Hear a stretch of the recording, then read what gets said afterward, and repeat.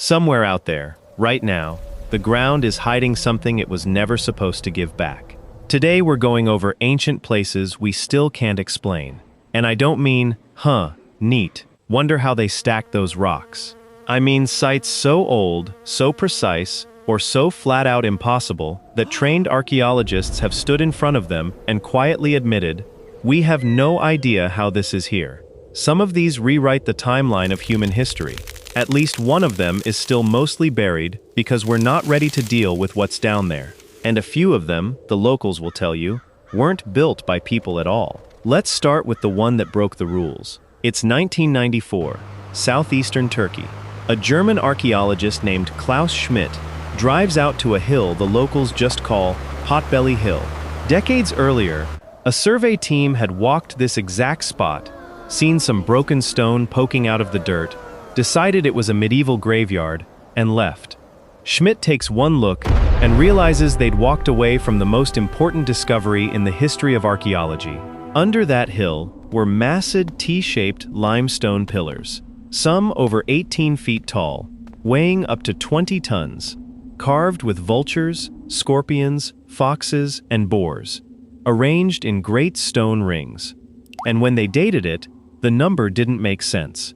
This place is roughly 11,600 years old, built around 9500 BC. Let me put that in perspective. That's about 6,000 years before Stonehenge, around 7,000 years before the Great Pyramid. The gap in time between us and the pyramids is smaller than the gap between the pyramids and Göbekli Tepe. This thing is almost unimaginably old. And here's the part that should not be possible. It was built by hunter-gatherers. People with no agriculture, no pottery, no writing, no metal tools, no wheel. The textbook order is, first you farm, then you build towns, then you get monuments. Göbekli Tepe is that order in reverse. The temple came first.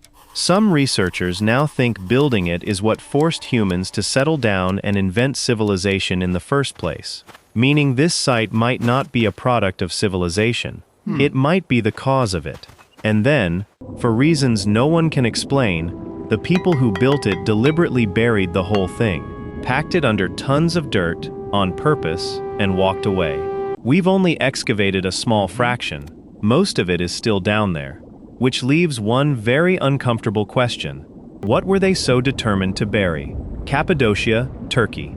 A man is renovating his home and knocks down a wall in his basement. Behind it, a passage. The passage leads to a room. The room leads to stairs. And the stairs go down, and down, and down. What he'd found was an entire city carved into the rock beneath his own house, 18 levels deep, plunging around 200 feet straight down, the equivalent of an 18-story building, underground, with room for an estimated 20,000 people, plus their livestock, their food, and their water. Think about that. A hand-carved underground apartment complex for a small town, with wells, stables, wine presses, chapels, and vertical ventilation shafts that still keep the air breathable today. No modern engineer designed it. No machines dug it. And it doesn't collapse and it doesn't suffocate anyone. Nobody knows for certain who first dug it, or exactly when. And Derinkuyu isn't even alone. Cappadocia hides hundreds of these underground cities, some linked by tunnels running for miles. But here's the detail that changes everything. Those giant circular stone doors between the levels, they were designed to be rolled shut and locked from the inside. So the real question was never just how they built it. It's what an entire city of people was hiding from, deep enough underground that they could seal the door behind them. Now go to the middle of the Pacific Ocean, the island of Pohnpei. Off the shore, rising straight out of the water, there's a city. 92 artificial islands, laced together by canals. People call it the Venice of the Pacific. It's built entirely out of gigantic basalt logs, natural hexagonal columns of volcanic rock, stacked on top of each other like colossal Lincoln logs. Some of these columns weigh 5 tons, some weigh 20, some are estimated at 50. All told, there's something like 750,000 tons of stone out there, and construction started around the year 1180. Here's the problem. There were no cranes, no wheels, no draft animals, no metal, and the quarries where that basalt came from are on the other side of the island, which means somebody moved 50-ton stone logs across open ocean and stacked them onto a reef, by hand. Modern researchers have tried to move a single one the primitive way. They couldn't do it. So how did it happen? The islanders have an answer they've kept for centuries.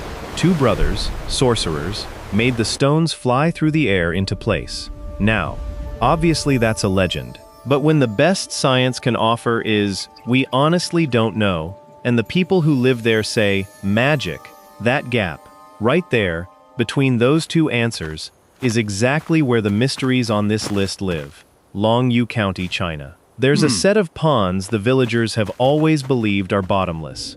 One day, a few farmers get curious and decide to pump one dry, just to see. Days of pumping. The water level keeps dropping, and what appears at the bottom isn't mud, it's a doorway, a staircase, and beyond it, a vast man-made cavern. They'd stumbled into at least 24 enormous chambers, hand-carved out of solid siltstone. Some are the size of a cathedral, over 90 feet high, thousands of square feet of floor, and every single surface is covered in identical, parallel chisel marks. Uniform, almost machine-cut. To carve this out, someone removed close to 1 million cubic meters of solid rock. And this is the part that stops people cold. There is no debris, none. Not inside the caves, not in the surrounding area, not anywhere. There are no records of anyone building them. No tools have ever been found. We don't know who made them, when they made them, or why.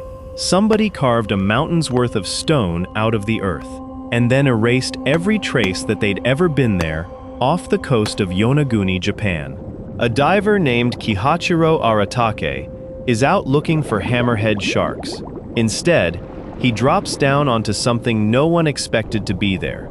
Huge, flat terraces of stone, straight edges, sharp right angles, what look like steps, descending into the deep blue to save. The formation is the size of a building. It has terraces, a feature that looks like a staircase, walls meeting at clean 90-degree angles, and shapes some people swear resemble a carved face, all sitting under about 80 feet of water. And here's where the fight starts, because this is the mystery. One group of geologists says it's 100% natural. The local sandstone happens to fracture along straight lines, and it just looks designed. Another group, led by a Japanese marine geologist who's studied it for years, says no.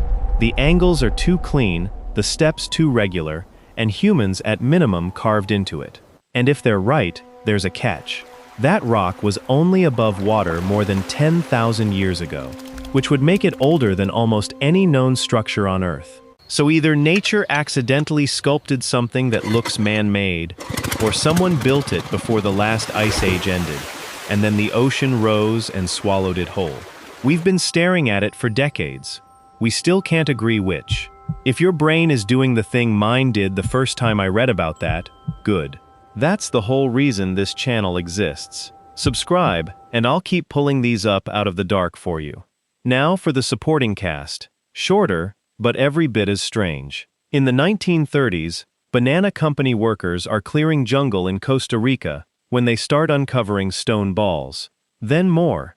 Then hundreds of them. Near-perfect granite spheres, some the size of an orange, some over 6 feet across and weighing 15 tons. The precision of the roundness is so good, it's genuinely hard to reproduce today. They were made by the ancient Dikis people, and their purpose is completely unknown. And we may never find out, because treasure hunters, convinced there was gold hidden inside, dynamited dozens of them apart. They destroyed the answer before anyone thought to ask the question. Scattered across the hills of Laos are thousands of giant stone jars. Some stand 10 feet tall and weigh several tons. They're around 2,000 years old. The leading theory is that they're funerary, human remains have turned up nearby. But leading theory is doing a lot of heavy lifting there, because no one really knows who carved them or how they were hauled up into those hills. And there's a grim modern twist. The plain is one of the most heavily bombed places on the planet. still littered with unexploded ordnance, so huge stretches of it can't be safely studied even now. Around 4000 BC, 500 years before Stonehenge, someone carved a 3-story temple straight down into the rock of Malta. Inside is a small chamber known as the Oracle Room. Speak into a niche in its wall in a low voice, and the sound doesn't just echo, it swells, floods the entire complex, and you feel it vibrate in your chest. Researchers have measured a resonance around 110 Hz, and studies suggest that exact frequency does something measurable to the human brain. Whether people 6,000 years ago knew they were engineering a sound chamber that alters your mind, that's the part no one can answer. 4,500 years ago, in the Indus Valley, a city of tens of thousands was laid out on a perfect grid. Straight streets, standardized bricks, covered sewers, indoor plumbing and a giant public bath, sanitation that much of the world wouldn't match again for thousands of years. And then, around 1900 BC, the people just left. A thriving, sophisticated, meticulously planned city, abandoned. We still argue over why. A river shifted, the climate turned, trade collapsed, but nobody really knows what emptied one of the most advanced cities of the ancient world. And to close, Lebanon. Beneath a Roman temple sits a foundation built from stones so large they barely seem real. 3 blocks, each weighing around 800 tons, fitted together perfectly, lifted high off the ground. And in a nearby quarry lies an even bigger one, nicknamed the Stone of the Pregnant Woman. A single carved block weighing roughly 1,000 tons. Another one found later is estimated at over 1,600. To move a single one of these, you'd need thousands of people pulling in perfect coordination, or machinery we're not certain they had. We build skyscrapers today. We still can't fully explain how anyone lifted an 800-ton stone and set it down that precisely, that long ago. So there you have it. 10 places that shouldn't be possible. A temple older than farming that someone buried on purpose. A city, 18 stories underground, with doors that lock from the inside. An island of stone the locals swear was flown into place. Caves carved out of a mountain by builders who left behind not one single trace.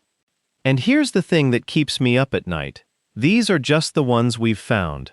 Göbekli Tepe sat under a hill for 11,000 years, and we only noticed it in 1994. The Longyou Caves were hiding under a pond that people walked past for centuries. So it makes you wonder, how many more are still out there? Under the sand, under the water, under your feet, just waiting for someone to knock down the wrong wall.